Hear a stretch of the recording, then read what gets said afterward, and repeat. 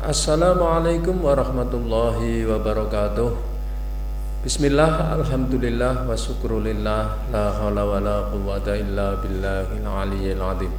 Allahumma sholli ala sayyidina Muhammad wa ala ali sayyidina Muhammad.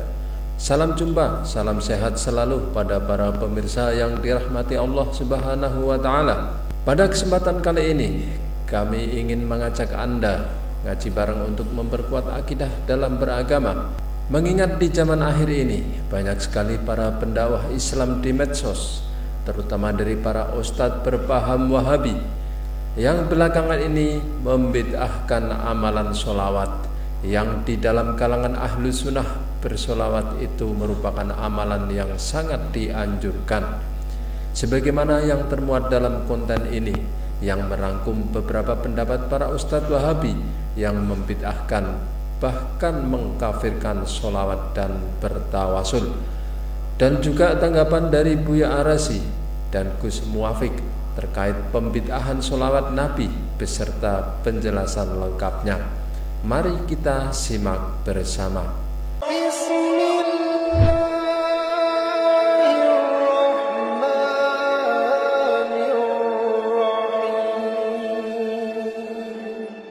Kalau kita tadi saya sebutkan tentang masalah orang mengadakan yang baru dalam agama bid'ah, atau kita menegur tentang orang mengadakan selawat-selawat yang bid'ah. Selawat nariyah juga nggak ada dalilnya. Selawat burdah apalagi? Ya Rabbi bil Mustafa baligh maqa itu. Wong kalimat cinta kok ditulis ya Rabbi bil Mustafa, musyrik. Secara fikih tidak bisa dibenarkan, syariat tidak bisa dibenarkan. Selawat nariyah itu baru muncul di belakangan hari, bukan dari Rasulullah. Semua lafaz sholawat itu Allah cintai dan Rasulullah sukai. Tapi sekarang muncul orang-orang yang tidak mengenal ilmu ahlus sunnah dengan baik, tapi membawa nama-nama simbol-simbol tauhid. Ya mungkin ini tentara-tentara Dajjal kali ini ya. Mereka kemudian membid'ahkan dan menganggap syirik orang bersolawat dengan lafaz nariyah. Karena dia tidak faham isinya, dia kira itu syirik. Bukan berarti kita melarang orang berselawat. Tetap selawat dianjurkan setiap waktu. Mosok Kanjeng Nabi sing iso nekake hajat tetep Gusti Allah lho, ya aja ngono. Wong kalimat cinta kok mbok delok nganggo ilmu fikih. Penulis burdah itu dari Mesir, merupakan orang yang bukan alim, tidak ada tanda-tanda ulama, bahkan pengikut sufi, dan banyak melakukan kefasikan. Yang dia nggak tahu siapa yang menyusun lafaz salawat nariyah. Yang menyusun lafaz nariyah itu ulama ahli hadis, ahli sunnah, ahli tauhid, namanya Ibrahim At-Tazi. Maka dulu nama dari salawat nariyah itu adalah salawat taziyah. Lama-lama berubah jadi salawat nariyah. Yang kedua di sini disebutkan lagi keutamaannya. Siapa yang membaca salawat nariyah 31 kali maka akan melancarkan segala urusannya kalau dia lakukan setelah subuh. Mana dalilnya dari Rasulullah SAW? Apa dalilnya? Man shalla alaiya sallallahu alaihi asyara marat. Udah hafal semua kita dalilnya. Siapa yang solawat kepadaku, Allah bersolawat kepadanya 10 kali. Solawat Allah itu rahmat. 1 solawat 10 rahmat. Berarti 10 bala tertolak. Jadi yang bikin tolak bala bukan kajian yang begitu. Kajian yang ada solawatnya kepada Rasulullah Sallallahu Alaihi Wasallam. Saniki kathah tiyang mboten seneng kali puji-pujian teng Kanjeng Nabi, sing alasane musyrik, sing alasane napa. Salawat bid'ah sekaligus syirik. Kenapa bid'ah? Karena tidak ada contoh dari Rasulullah SAW. Sekaligus juga lafaznya mengandung syirik. Contohnya salawat nariyah. Bahkan menganggap orang kalau salawat nariyah bisa bikin kesurupan gitu. Itu ya bagian dari fitnatul dajjal juga ya, kekacauan yang disebutkan oleh para pembohong-pembohong ini yang berbaju-baju ustadz. Karena kadang-kadang ya mohon maaf, syaitan itu kan bisa meminjam tubuh kita dan bisa meminjam lisan kita. Kalau kita berbicara dengan kejahilan, kesombongan, ini bisa dipinjam oleh syaitan. Akhir berkalamlah dengan kalam yang tidak sahih, tidak benar. Ketika kita melarang orang berbuat bid'ah atau mengadakan salawat yang bid'ah, bukan berarti kita melarang orang berselawat. Tetap salawat dianjurkan setiap waktu. Bahkan kalau kita lihat orang-orang yang mengajarkan hadis Nabi, orang yang paling banyak salawat kepada Rasulullah SAW. Yang kita larang salawat nariyah niku ya kangen karo Kanjeng Nabi. Dadi qasidah pujian selawat sabare Kanjeng Nabi niku wujud kerinduan umatnya pada nabinya. Ya. Jadi tidak benar bahwa salawat nariyah itu bid'ah atau syirik. Salawat nariyah justru berisi cara bermunajat dengan ilmu tauhid yang sahih kepada Allah Subhanahu wa taala. Di mana sisi kemungkarannya? Apa yang dimaksud dengan melalui Rasulullah? Kalau yang dimaksud tawasul melalui Rasulullah, tawasul dengan Rasulullah SAW, ya, kata Ibnu Taimiyah itu termasuk syirik. Tawasul dengan orang yang sudah meninggal dunia. Alasan ini kata tiang niku melihat ungkapan cinta ngangge ilmu fikih, ayo ora gaduh. Atau mereka sebut juga salawat tafrijiyah atau salawat kurutubiyah. Maka jemaah sekalian, pertama salawat ini bid'ah karena tidak dicontohkan oleh Rasulullah SAW. Ungkapan kerinduan niku ya ngoten niku. Syekh Busiri kangen karo Kanjeng Nabi ngantos stroke, akhirnya lahir burdah ya Rabbi bil Mustafa. Apa ndak boleh, apa kok anta Samsun, anta Badrun, Nabi kok padake srengenge, padake rembulan. Lha niki lak ungkapane wong kangen.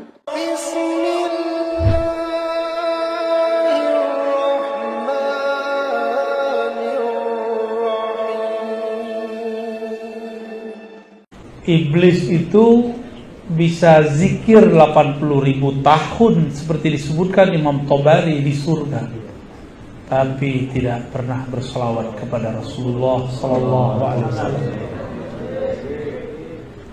Nabi Adam baru dicipta, tapi dia langsung berselawat kepada Nabi Muhammad SAW. Maka Allah ajarkan beliau al-asma, nama-nama di alam semesta. Sedangkan iblis hanya diberikan zikir tapi tidak diberikan ilmu.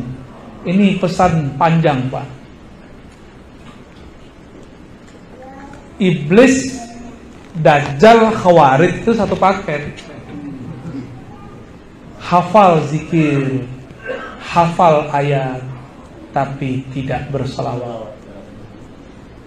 Solawat itu pelembut kolbu. Orang tidak bersolawat, kolbunya kering, kolbunya keras. Solawat itu membuat kolbu bercahaya, karena Al-Quran itu turun kepada yang disolawatkan. Kalau nggak ada Nabi Muhammad, ada nggak Quran? Nggak diturunkan Al-Quran. Kalau Nabi Muhammad belum ada, Quran sampai sekarang belum turun, Pak. Iya. Jadi Al-Quran diturunkan ke Nabi Muhammad, maka kita bersalawat kepada orang yang diturunkan kepadanya Al-Quran. Sebelum Al-Quran itu diturunkan, Allah sudah salawat dulu. Innallaha malaikatahu yusholluna 'alan nabi. An-nabi di situ itu An-Nabi Ahmad. Al-Quran belum diturunkan, Allah sudah bersalawat. Al-Quran belum sudah diturunkan, orang belum hafal Quran. Salawat itu sudah ada sebelum hafalan dia. Al-Quran belum diturunkan, Nabi Adam sudah salawat. Jadi lebih tua mana? Maka salawat ini bagian dari kalam-kalam Allah. Kalam-kalam Allah salawat itu. Lalu kita tirukan. Itu bedanya, ya. Maka orang yang jauh dari salawat, dia jauh dari yang memegang kunci surga. Yang megang kunci surga siapa?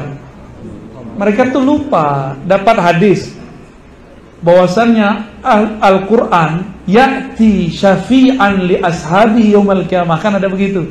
Akan datang bawa syafaat pada hari kiamat kepada ashabihi. Al-Quran datang.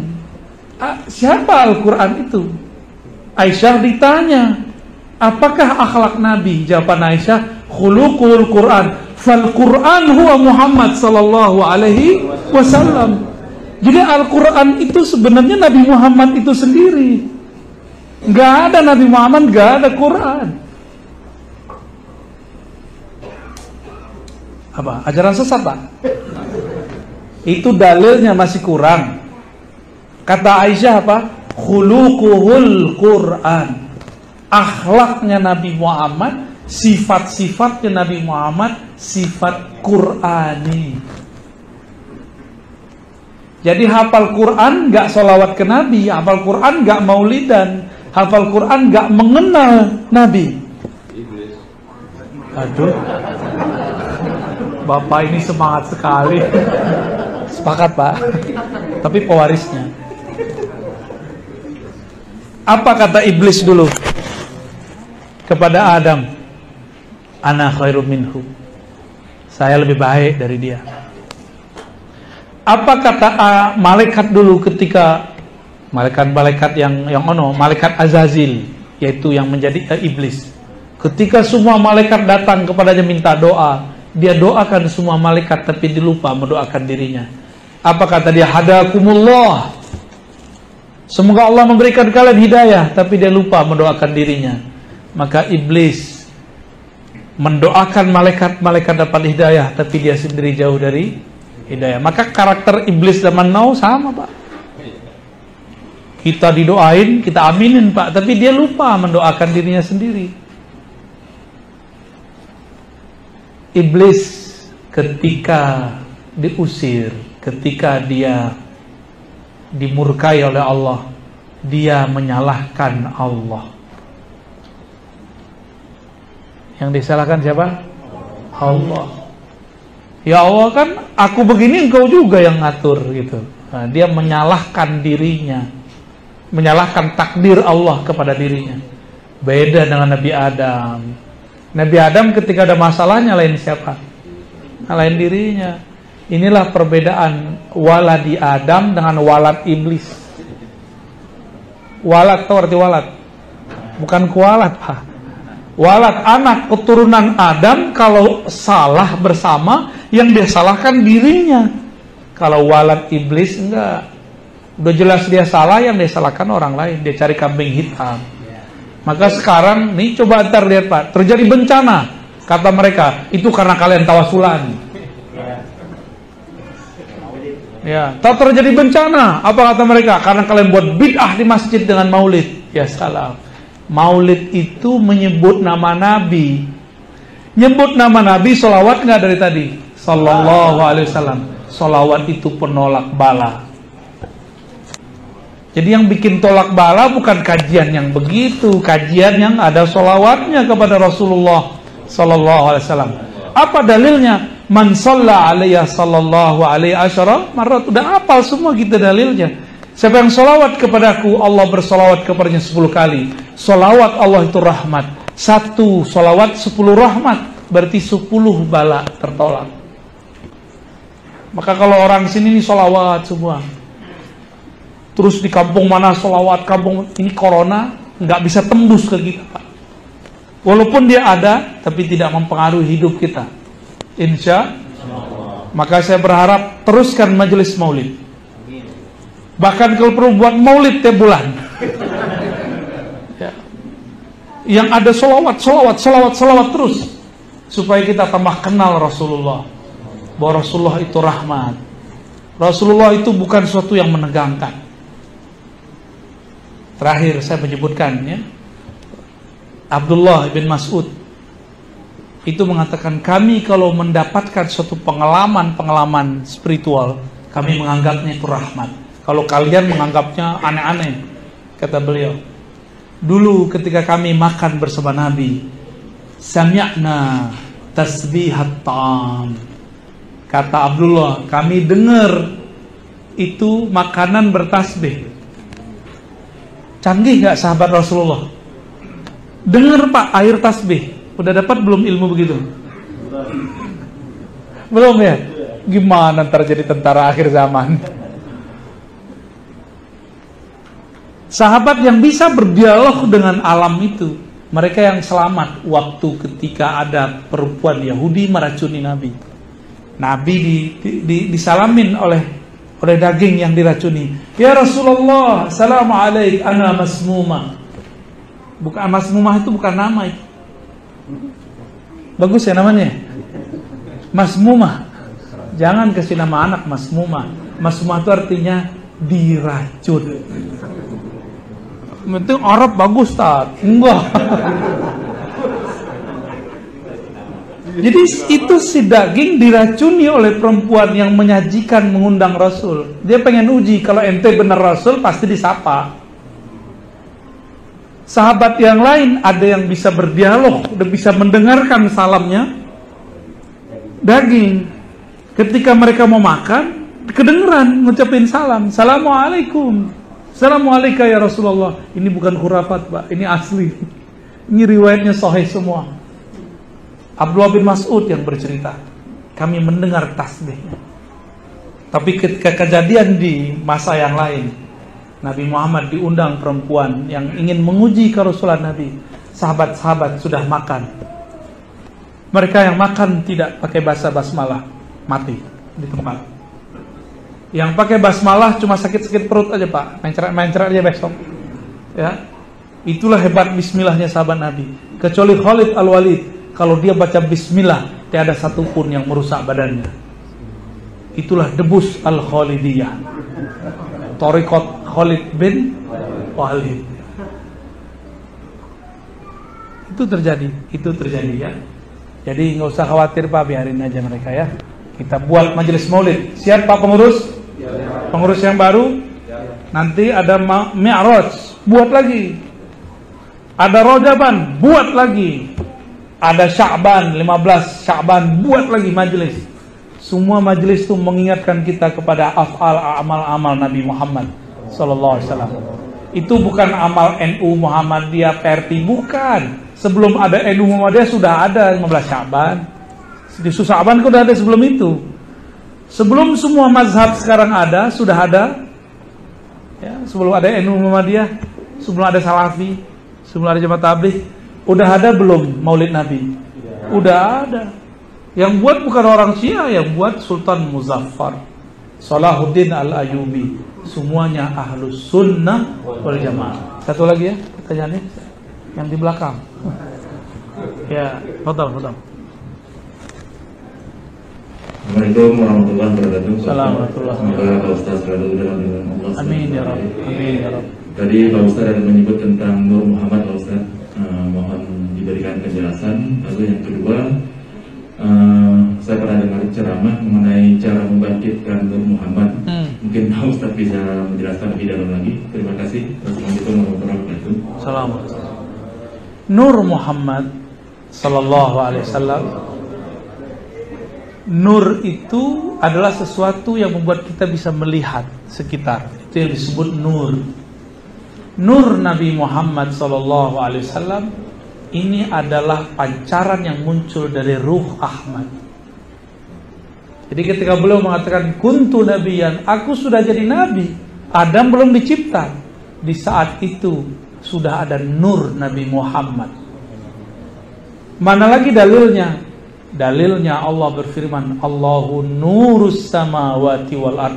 Nurnya Allah itu namanya Nur Muhammad. Ya. Lalu apalagi dalilnya bahwa yang awal dicipta Allah Nur Muhammad? Ada, tapi bukan pakai hadis palsu, pakai Quran aja. Pakai Quran cukup. Dalam Al-Quran mirip lafaznya dengan doa iftitah. Inna salati wa nusuki wa mahyaya wa mati lillahi rabbil alamin. Terus di ujungnya wa ana awwalul muslimin. Aku adalah yang pertama muslim. Jadi Nabi Muhammad mengatakan aku yang pertama muslim. Islam, apa arti Islam?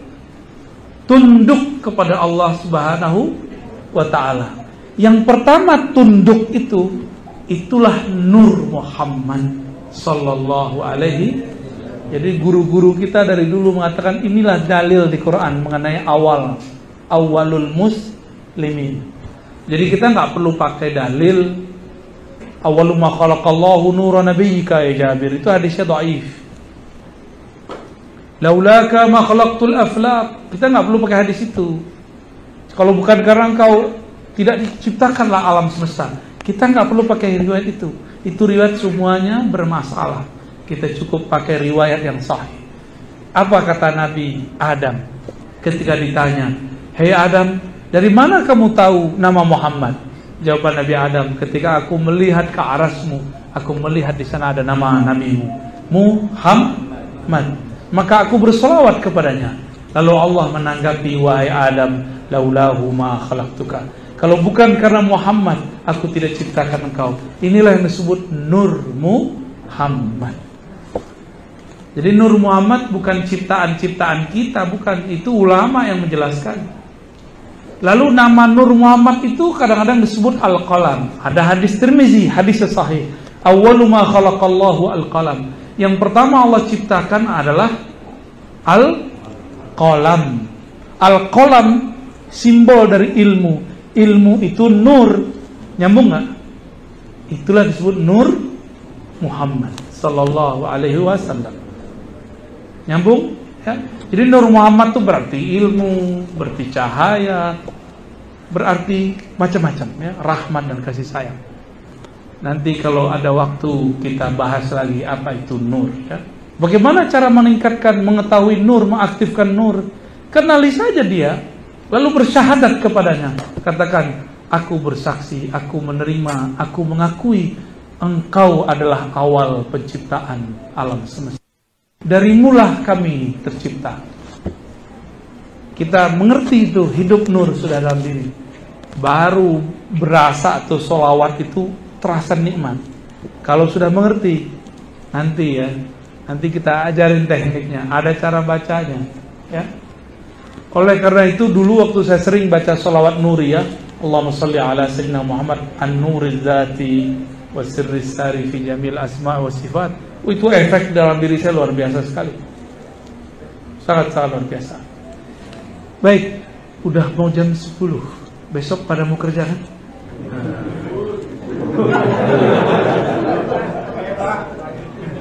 Udah ya? Cukup dulu lah. Pertanyaannya nanti kalau ke depan, kalau kajian sama saya, pakai kertas aja. Ya, berefektif, langsung dibacakan. Nanti yang bacain Bapak yang jomblo 30 tahun. Baik Bapak, saudara yang berkahan Allah, semoga kajian ini diridai oleh Allah. Siapapun yang hadir menjadi kekasih Allah Subhanahu wa taala. Kita tutup kajian ini baca Alhamdulillahirabbil alamin.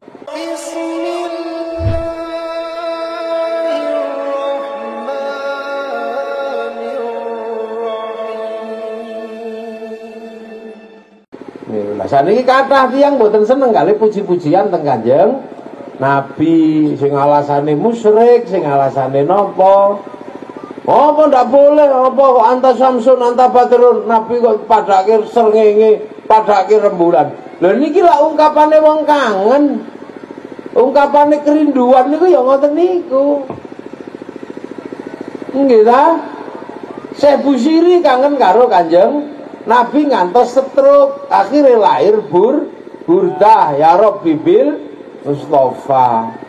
Selawat Nariyah niku ya kangen karo Kanjeng Nabi. Dadi qasidah pujian selawat sabare Kanjeng Nabi niku wujud kerinduan umatnya pada nabinya. Lah mula akhirnya wong jenengane pujian cinta, ya kalimat yang dipakai ya kalimat cinta. Lah kalimat cinta nih yang ngoten niku jut wa balikul lama qasad wassalamun mustamirun kulakhini atajandat. Pujian cinta sampai ning alun-alun sing nggo gendera ngene niku ya sebab cinta. Lah saniki kata tiyang niku melihat ungkapan cinta ngangge ilmu fikih. Ayo ora gaduh. Wong kalimat cinta kok ditulis ya Rabbi bil Mustafa, musyrik. Secara fikih tidak bisa dibenarkan, syariat tidak bisa dibenarkan. Mosok Kanjeng Nabi sing iso nekake hajat tetep Gusti Allah. Lho ya aja ngono. Wong kalimat cinta kok mbok delok nganggo ilmu fikih. Oke, ya saniki wong niku nek jatuh cinta kalimatnya lak musyrik, coba, Dik, aku nggak ketemu denganmu sehari, mati aku lho, apa hubungannya? Ya ora petok sedina kok mati sing garai mati ki Gusti Allah. Tapi ungkapan cinta ngono itu ya ora apa-apa. Lah ini makanya kita ini Masya Allah hidup di era seperti ini, sholawat adalah jalan keluar. Dan dari dulu makanya sholawat itu macam-macam. Ada sholawat tibil qulub, ada sholawat fatih. Kalau sumpit sholawat fatih. Kalau lupa sholawat lupa. Lu ada sholawat lupa. Kalau sampean belajar kok susah nyantol, ada sholawat namanya sholawat lupa, sholawat nisyan. Ini kalau dibaca 100 kali setelah habis subuh selama 41 hari, itu akal kita insya Allah punya kecerdasan mengingat sesuatu tanpa membebani. Sederhana aja bunyinya, cuma Allahumma sholli wa sallim wa barik ala maulana Muhammadin wa ala alihi nuril mudhibi lin nisyani bi nurihi fi kulli lamhatin wa nafasin adada ma wasi'ahu ilmullah. Loh, lali lah. Ya kalau mau sholawat itu ke rumah, bawa gula teh. Ya, deh. Nah, hari ini umat Rasulullah dengan cara Indonesia disolawati. Apa? Bangsa ini tenang, berbeda-beda tenang, berbeda agama tenang. Paling cuma riak-riak kecil, pergi ke gereja kafir, paling cuma itu aja. Dikit habis itu hilang lagi. Main catur haram, dulu seminggu hilang. Apa? Indonesia. Kenapa? Karena Indonesia oleh para ulama jelas-jelas gak bisa kalau tidak dititipkan kepada Rasulullah. Maka nenek moyang kita nitipkan Indonesia pada Rasulullah Muhammad Sallallahu Alaihi Wasallam. Cara menitipkannya seperti apa? Setiap kepala orang di Indonesia disebut ra'iyah. Karena Rasul menyatakan kullukum ra'in wa kullukum mas'ulun an ra'iyati, maka setiap kepala di Indonesia titipkan ke Rasulullah dengan disebut ra'iyah atau rakyat. Dan satu-satunya bangsa muslim dunia yang sanggup mengambil kalimat ra'iyah untuk menyebut warga bangsanya hanya ulama Indonesia. Jadi sampean itu ra'iyah, rakyat, makanya tenang aja, per kepala udah dititipkan Rasulullah, nggak usah khawatir. Menempati sebuah kawasan titipkan pada kekasih-kekasih Allah, maka kawasannya disebut wilayah. Kalau sedang berdiskusi titipkan kepada Allah, wasyawirhum fil amri, maka diskusi ra'iyah disebut musyawarah. Titipkan ke Allah, semua titipkan. Kalau lagi bermusyawarah jangan menang-menangan sendiri, titipkan ke Allah. Tafassahu fil majalis fafsahu yamsakhillah. Ruang musyawarah dikasih nama majelis. Ngangkat pemimpin titipkan sama Allah. Wasi'a kursiyus samawat, maka kedudukan pemimpin disebut kursi. Dan wilayah yang kita tempati akhirnya disebut negara kesatuan Republik Indonesia. Makanya inilah jawaban kenapa Jazirah Arab satu bangsa bisa pecah menjadi puluhan negara, Eropa satu bangsa bisa pecah jadi puluhan negara, tapi kenapa kita yang puluhan bangsa mampu bersatu dalam satu negara kesatuan Republik Indonesia? Karena dititipkan pada Rasulullah dengan sebutan ra'iyah atau rakyat, dan Rasulullah mendapatkan beban rahmatan lil alamin yang diajarkan waja'alnakum syu'uban wa qabaila lita'arafu. Ini kalau bukan para wali nggak bisa dulu meletakkan hal seperti ini. Makanya untuk tetap membuat situasi tenang, rakyat sudah dititipkan ke Rasulullah. Kalau ada sesuatu siram dengan sholawat. Antara yang ada dan yang tiada bersatu dalam nama Rasulullah Muhammad Sallallahu Alaihi Wasallam. Makanya sholawat, makanya bibitin sholawat, tenang. Harap apa udah tenang sekarang. Maka sekarang jadi pertanyaan oleh orang seluruh dunia, bangsa kita menjadi bangsa yang mempersiapkan dirinya untuk menjadi bangsa milik milenial, karena milenial adalah bangsa yang bisa bersatu dengan bangsa manapun. Kamu boleh menggunakan pola pikir Eropa, kita boleh menggunakan pola pikir Belanda, kita tidak lagi menggunakan aku cinta padamu tapi I love you. Kita tidak lagi menggunakan model rambut Indonesia tapi rambut Amerika mohawk atau rambut Korea miring. Kita tidak lagi menggunakan makanan Indonesia tapi spaghetti. Tapi antar bangsa tidak boleh lupa, batas milenial terakhir adalah batas bangsa dan negara. Karena sehebat apapun kemampuan kita memahami Amerika, kalau kita pergi ke Amerika tetap ditanya pasportmu mana. Sehebat apapun kita memahami bahasa Arab, ketika masuk ke Saudi tetap ditanya pasportmu mana. Maka batas terakhir milenial adalah batas bangsa. Maka seliar apapun pikiranmu dan batinmu, jangan lupakan bahwa kau tetaplah bangsa Indonesia. Makanya kalau mau menyelesaikan bangsa Indonesia, kita selesaikan dengan cara Indonesia.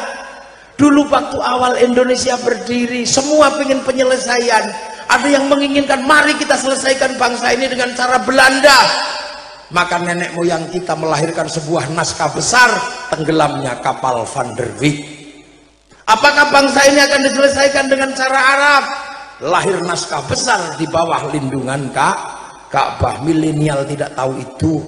Milenial komik aja nggak ngerti. Apakah akan diselesaikan dengan cara Eropa?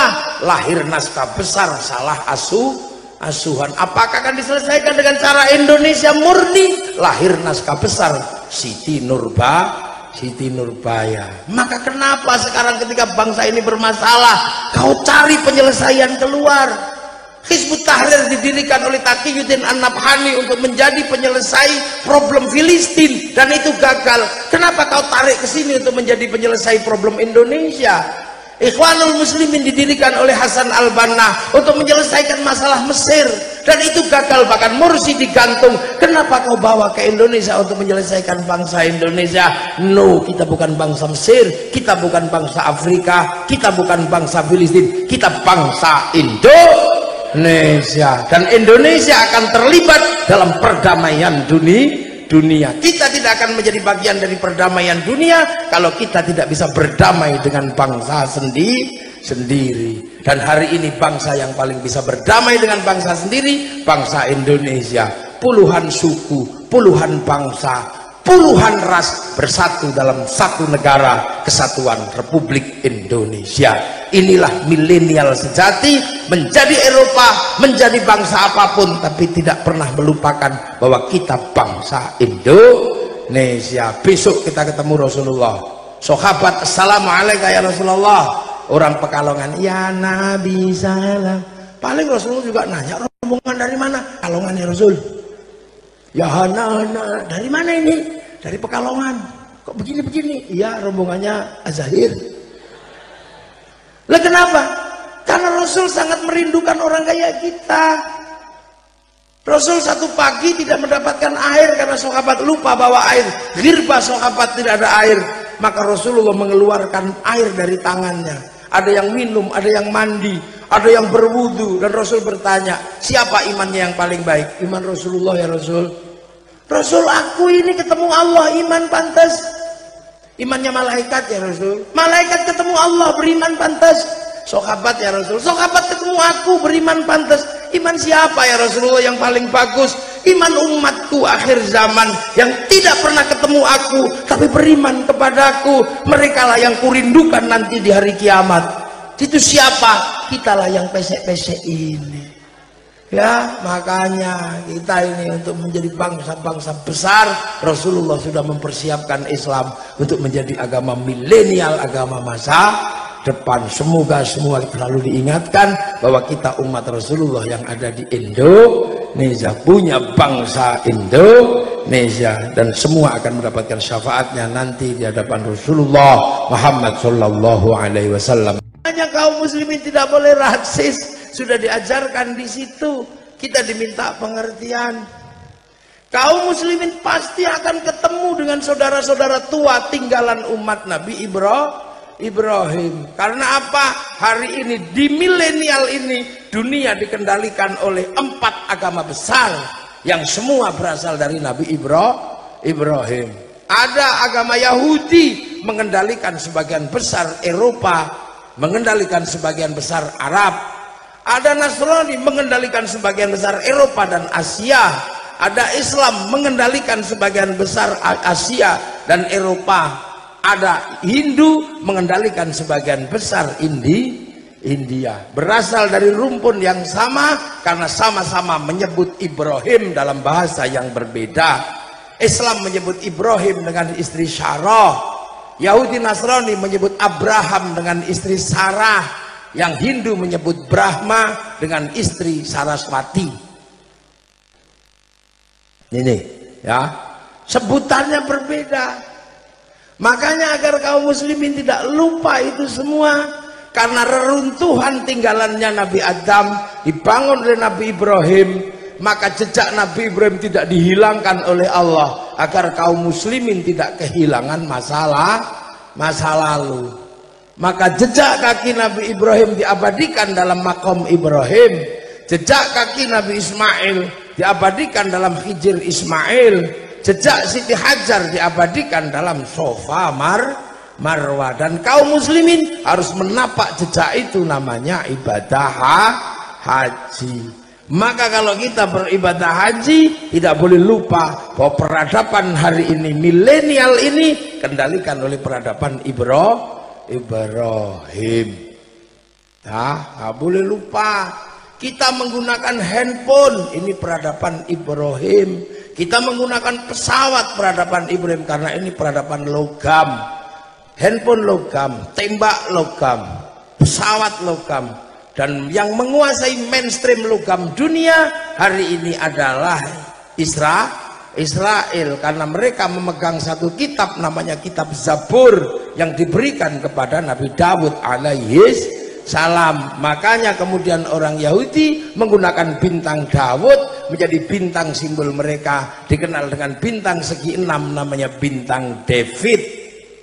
Makanya jangan salah kalau seluruh logam dunia hari ini dikendalikan oleh orang Israel, karena Israel memegang Taurat, dan Taurat adalah simbol logam dunia. Yang bisa menghadapi mereka sesungguhnya adalah orang dari Nusantara. Kenapa? Orang Nusantara berbeda dengan yang lain. Orang Arab alat musiknya terbang terbuat dari logam, terbuat dari kayu dan kulit. Orang Eropa punya alat musik namanya gitar terbuat dari kayu dan tali. Bangsa Nusantara punya alat musik namanya gamelan terbuat dari logam. Hanya bangsa yang menguasai ilmu pertambangan yang maju dan penguasaan metalurgi yang mapan mampu membuat alat musik dari logam. Tapi kita udah terlanjur genit. Logam-logam kita musyrikkan, kita haramkan. Keris yang mampu melakukan pembakaran sampai suhu 15.000 derajat kita musyrikkan. Padahal bangsa Jerman sangat kagum dengan pembakaran keris. Mereka hanya sanggup membakar logam di suhu 7.000. Di atas 7.000 mereka nggak sanggup. Keris dibakar dalam inti logam bintang 15.000 derajat. Orang Jerman sampai sekarang nggak ngerti itu api apa. Ketika saya ditanya, saya jawab, karena orang Indonesia punya hadam jin. Jin disuruh membawa logam masuk neraka, celup di sana, pulang lagi, ditempa di sini. Ini jelas ngarang dan ini jelas maudhu, jelas palsu, karena saya nggak punya jawaban yang lain. No, ini bangsa-bangsa punya semuanya. Ini mereka punya. Perbankan dunia masih urusannya sama Yahudi, dan kaum muslimin sebagai yang paling muda ketemu dengan mereka.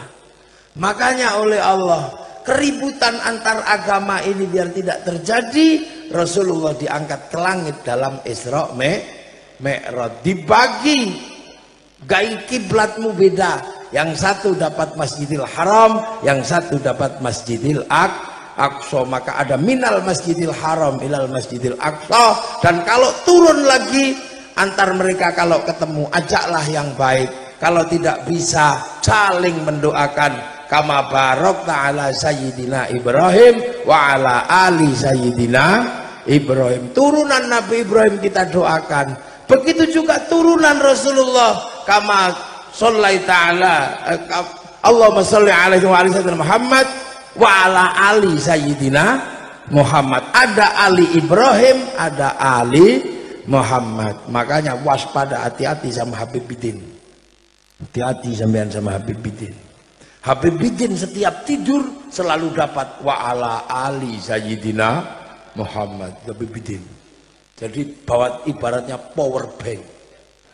Gak ada dapat wa ala ali siapa? Joni, gak ada. Wa ala ali Mat Karim, gak ada. Yang ada wa ala ali Sayyidina Muhammad. Disitulah kekuatan dzurriyyah Rasulullah, para habaib. Makanya kalau minta doa sama para habaib, karena power bank dicas terus setiap hari wa ala ali Sayyidina Muhammad. Hati-hati diludahi Habib Bidin gudikan sampean. Lah ini. Makanya jadi cucu-cucu Rasulullah itu gak boleh sembrono. Kenapa? Power bank. Nah ini lah. Lah ini makanya saling mendoakan, sudah dibagi. Makanya Islam masa depan adalah Islam yang paling mengerti bagaimana terus bergerak sampai ke yaumil qiyamah. Ditata oleh Rasulullah. Tapi ada orang yang berbahagia ketemu Rasulullah. Orang itu namanya sahabat. Ada yang tidak berbahagia hanya ketemu sahabat, namanya tabi'in. Ada orang yang tidak berbahagia hanya ketemu tabi'in. Ada yang hanya ketemu tabi'in. Ada yang ketemu tabi'in. Nah, kita ini orang yang ikut Rasulullah tapi ketemu sama para ulama. Makanya ada rumus ahli sunnah wal jamaah. Ahli sunnah Nabi, wal jamaahnya akan ketemu zaman milenial. Makanya orang yang tahu milenial jangan takut, jangan pernah mundur. Rasulullah sudah menyelesaikan tugasnya di era itu. Kalau perang pakai apa? Pakai kuda dan memanah. Tapi era-eranya para ulama, era-era wal jamaah milenial tidak lagi berkuda dan memanah. Tapi apa? Nuklir. Maka gagal dalam urusan nuklir, jangan mundur berkuda dan memanah. Rasulullah menyelesaikan problem kehidupan dalam sakit menggunakan kencing unta, menggunakan habbatus sauda. Tapi anak-anak milenial menemukan sistem farmasi dunia. Kakek-kakek moyang kita, Rasulullah menemukan kehidupan berdagang dengan barter, saling menukar pakai emas. Tapi wal jamaah milenial merubah sistem perdagangan dengan uang. Uang dikeluarkan oleh bank. Maka ketika gagal dalam urusan perbankan, jangan mundur bank haram. Hari ini terlalu banyak orang mundur. Makanya banyak yang ketipu. Bank haram, bank riba. Akhirnya mereka tidak bisa lepas. Karena kalau pergi haji, mau tidak mau harus pakai bank. Akhirnya ketika mau pergi haji, mereka nggak mau lagi pakai bank. Akhirnya uang hajinya dititipkan ke perusahaan swasta yang bukan bank, namanya First Travel. Akhirnya dibawa lari sama First Travel. Mereka tidak mau ikut bank karena mereka menuduh bank riba. Karena usahanya perbankan tidak bisa diketahui. Jangan-jangan investasi di pabrik bir, jangan-jangan investasi pembiayaan klub malam. Akhirnya mereka resign keluar dari bank. Dan uang mereka diinvestasikan yang paling Islam, membangun apa? Perkebunan kurma. Tipu lagi sama pengusaha kurma. Ini adalah orang gagal. Makanya orang milenial harus terus maju. Dan untuk itu bekal yang paling utama adalah hari ini menghadapi keruwetan zaman milenial. Bekal yang selalu diajarkan para habaib dan para ulama adalah bersolawat. Kenapa mesti solawat? Kenapa? Karena solawat yang kita baca itu berjalan lurus dengan apa yang dilakukan Allah dan malaikat. Siapa yang bisa melawan kalau Allah sudah melakukan sesuatu? Siapa yang akan melawan kalau malaikat sudah melakukan sesuatu? Dan yang selalu dilakukan Allah dan malaikat hari ini adalah solawat. Maka solawat kita diharapkan resonansinya berbanding lurus dengan solawat Allah, solawat malaikat secara konstan dan istiqomah. Karena solawatnya Allah pakai kalimat yusholluna, sedang dan akan terus menerus bersolawat. Makanya Said Muhammad Alwi Al-Maliki pernah menyatakan, hari ini kalau ada orang bertanya Allah pekerjaannya apa setelah sitati ayamin, solawat, karena yusholluna mudhore. Kalau ada pertanyaan malaikat Jibril setelah menurunkan wahyu, apa pekerjaannya sekarang? Solawat. Kalau malaikat Israfil belum bekerja, belum niup trompet, lantas apa pekerjaannya sekarang? Solawat. Maka solawat yang kita lakukan setiap detik, setiap tarikan nafas, sebenarnya seiring berjalan dengan solawat Allah, solawat malaikat pada Rasulullah Muhammad Sallallahu Alaihi Wasallam. Berjalan dalam irama solawat ini, tidak ada satupun problem di dunia yang tidak bisa dibuka. Karena pertemuan solawat manusia, Allah dan malaikat, inilah kunci perubahan besar di muka bumi. Maka hal-hal yang mustahil akan jebol dengan solawat. Di sinilah. Dan kita diajarkan setiap hari untuk apa? Bersolawat seiring dengan solawatnya Allah, seiring dengan solawatnya malaikat. Allahu Akbar itu seiring dengan sholat, tapi sholat ada jedanya. Allahu Akbar itu seiring dengan adzan, tapi adzan ada jedanya antar waktu. La ilaha illallah ada jedanya, karena itu yang paling selalu dilakukan seluruh dunia, itu adzan. Berzikir Allahu Akbar seiring dengan adzan di seluruh muka bumi. Tapi kalau kita sholawat, setiap tarikan nafas, setiap detiknya kita sedang berjalan seiring dengan sholawat Allah, sholawat malaikat, sholawat manusia yang tertuju kepada Rasulullah Muhammad Sallallahu Alaihi Wasallam. Ini loh sebenarnya kuncinya kenapa sholawat itu mandi, kenapa sholawat itu manjur. Karena dijalankan seiring. Kalau punyamu nggak manjur, sholawatnya malaikat yang manjur. Kalau salawatmu sambil ngantuk tunjuk gini, sholawatnya Allah yang manjur. Punyamu bonceng di situ. Kalau kalian kan sholawatan kadang setengah hati, wong setengah ngantuk. Ada yang emosi sudah capek karena kiainya nggak datang. Ada yang emosi karena cuman kebagian tung tok. Sholawatan dari dulu cuman tung, kayak nggak berguna, tung mana yang belakangnya, cuman kebagian tung itu. Ada yang tang, ada yang mengtung, uripmu ora kanggo to lele ya tung. Akhirnya malas, ada yang ngarahalan, kenapa digigitnya? Nyamuk, sholawatnya nggak serius. Kadang ya Nabi salam alaika. Tapi di saat yang sama sholawat Allah lurus, sholawat malaikat lurus, maka sholawat kita yang bengkok ikut katut sholawat yang lurus. Akhirnya apa? Begitu cek sampai Rasulullah, yang balik kita ikut lurus, karena sholawat pada Rasulullah pasti balik kepada kita yang ngirim sholawat. Demikian kajian yang kami suguhkan kali ini, semoga bermanfaat. Mohon maaf jika ada salah dari kami. Wabillahi taufik wal hidayah. Wassalamualaikum warahmatullahi wabarakatuh.